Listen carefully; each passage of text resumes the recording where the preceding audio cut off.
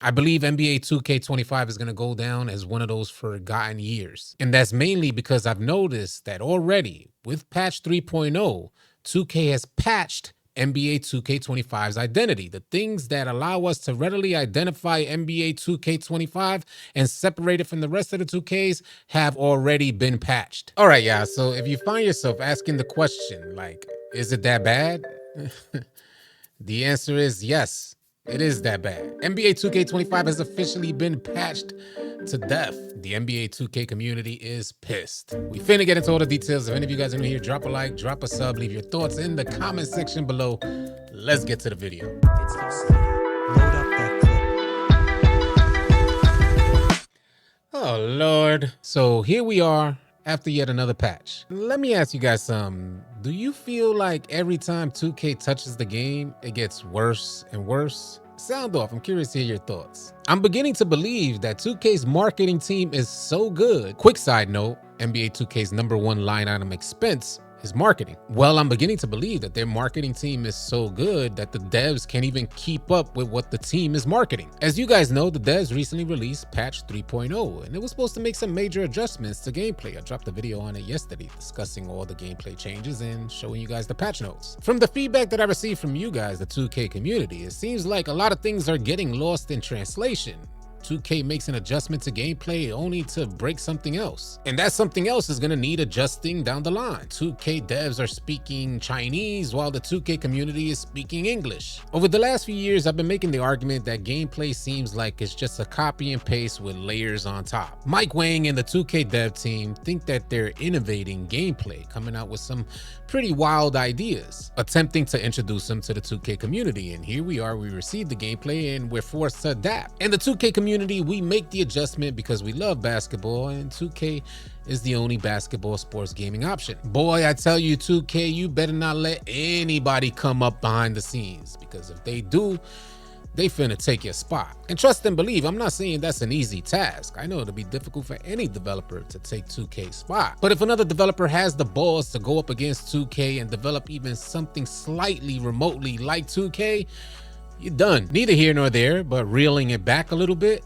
to go back to what I just mentioned, how gameplay is pretty much copy and pasted. The devs end up very quickly going into hiatus, neglecting the current iteration of 2K under the guise of working on the next iteration of 2K. So for instance, the devs are gone right now. You check their social media, it's absolutely crickets out there, nothing from social media. And they shift their focus to NBA 2K26. While dropping patches along the way for the current version, NBA 2K25, they're peeling back the layers off of a foundation that was basically NBA 2K24. For me, this is all a working theory, and none of what I'm saying is absolute facts. But if you guys get that same sense, definitely share your thoughts in the comments. I want to hear from y'all. One of the first things that I want to review after patch 3.0 are those stuns that ball handlers will receive to prevent the offense from getting the ball right back after the defense plucks the ball loose. I'll reference yesterday's gameplay patch notes as it says added slightly longer stuns to ball handlers after successful steals to give the defense a better chance to recover the loose ball. Now, right off rip, I know the 2K community is like, yeah, that's a good idea, because there were too many possession changes. In a matter of 5 seconds, the possession can change like 2 or 3 times, and it ended up looking like a goofy mess out there on the floor. So 2K, they decide to patch it, and I'm sure the 2K community is going to welcome this type of patch. But what the 2K community doesn't realize, and I don't believe they're responsible for noticing this type of stuff, is the trickle-down effect from making an adjustment to gameplay like that. Let me show you guys some, because NBA 2K Lab, they dropped a video of the type of stun animations that ball handlers are now going to receive, unable to get the rock back after the ball gets plucked loose. The new 3.0 patch for NBA 2K25 will now stun the ball handlers for slightly longer after they lose the ball to help reward defenders that successfully went in for a steal. Is this change a W or L? Is that change a W or L? I foresee the next major complaint and next major outcry coming from ball handlers. Did you guys see that animation? It was a clear as day bump steal. The defender's hands didn't pluck the ball loose. The ball handler ends up going into this long-winded recovery animation while the defense gets the rock. And in my opinion, that little clip right there shows the extent extent of how much effort 2K is trying to actually invest in making the game better. In my opinion, it's little to none. It's 2K's responsibility to foresee that ball handlers are not going to have a complaint when defenders are able to get these illogical steals. I don't even think bump steals should be a thing in NBA 2K games. If your hand as a defender is reaching 4 feet away from the ball, how is it the ball handler loses the rock? It just seems illogical. And I believe 2K eludes logic far too often. But it's a video game, right? That's the argument. So why are we trying so hard to go towards realism? The fact is, it'll never happen. I think 2K needs to embrace the idea that it is a video game. We are gonna elude logic. So let's embrace that and make the game fun. So how did we end up at patch 3.0? I want to load up this clip from Grinding as he explains it perfectly. About a month back, 2K dropped an extremely game-changing patch that basically nerfed passing lane steals so hard that they went from overpowered to frustratingly bad, literally to the point where the player can throw the ball at your face, and even if you time it perfectly correct, sometimes you just won't get the lane steal. And they also buff shooting so much that it's no longer impressive to green your shots. You're literally watching me right now on a 60 to 70 overall, casually greening nearly every 3 I take, with no hot zones, no boost, and less than a 70 overall 3-point rating. And honestly, the buff was so massive that we saw a massive spike in people switching from high risk, high reward to normal risk, normal reward, which of course allows people to make whites even in ranked game modes like Pro-Am. Incredibly frustrating change in my opinion, but even though I was a major advocate of leaving the shooting how it was on day one, the change that honestly bothered me the most was the passing lane nerf. My lockdowns out there, I feel for y'all. I know y'all hated the last patch because not only did they buff shooting, in turn buffing offense, they also nerfed your defensive capabilities to counteract that offense. Now, you could argue that defense was way too overpowered in the beginning and offense was pretty underwhelming because you could just miss wide open after making a good move to beat your defender, but regardless, I don't think hand-holding the offensive players so much that now they can green everything and they won't get punished as often for making terrible passes was the answer. There isn't a day where I hop on 2K and I don't complain at least once about a steal that I should have gotten. Please, in the comments, y'all let me know if I'm crazy and you think passing lane steals are perfectly fine where they're at now. Anyways, now you're all caught up. That's the changes that we had leading into this patch. So there you have it, folks. Now y'all all caught up,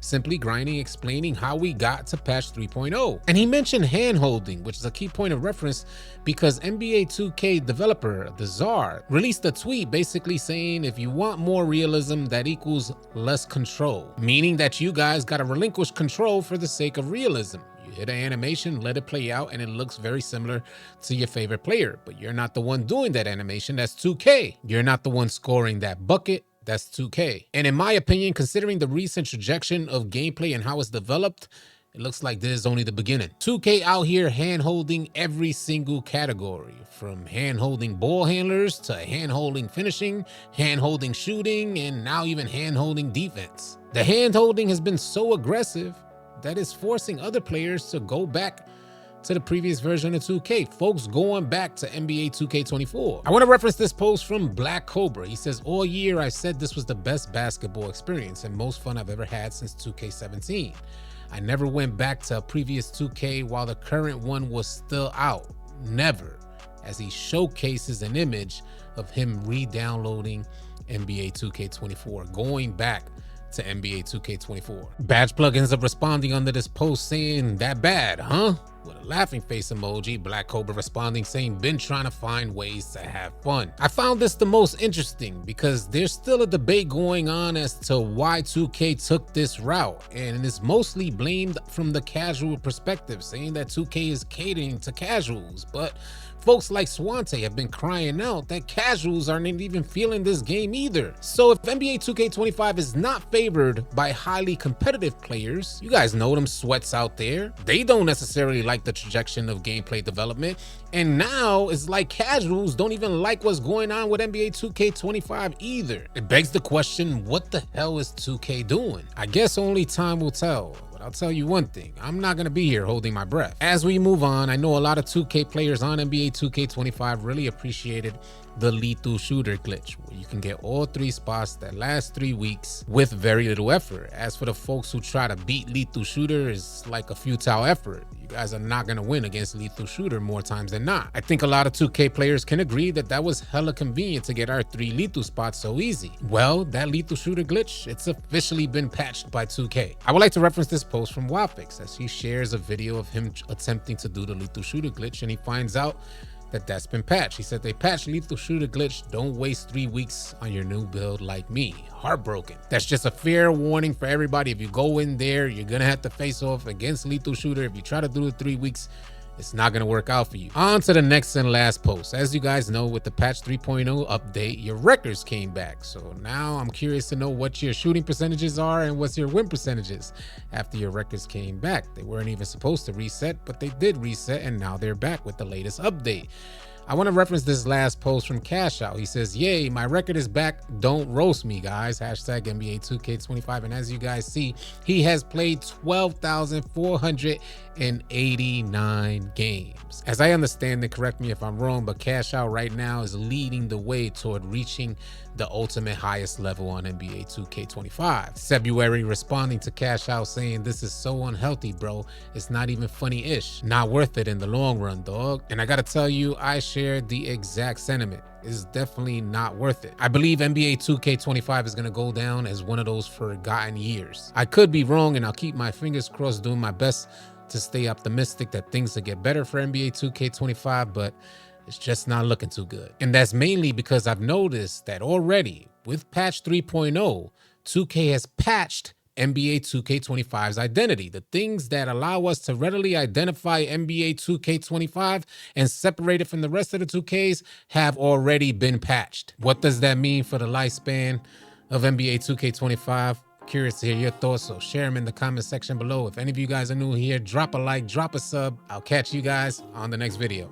Easy, y'all. If you guys are tired of running with randoms and you're looking for players to run with on NBA 2K, come on out and join the AllCity 2K Discord. The link will be in the description below. Find players and get runs now. Drop a like and drop a sub on your way out. Leave your thoughts and comments in the comment section below. I'll catch you guys on the next video. Easy, y'all.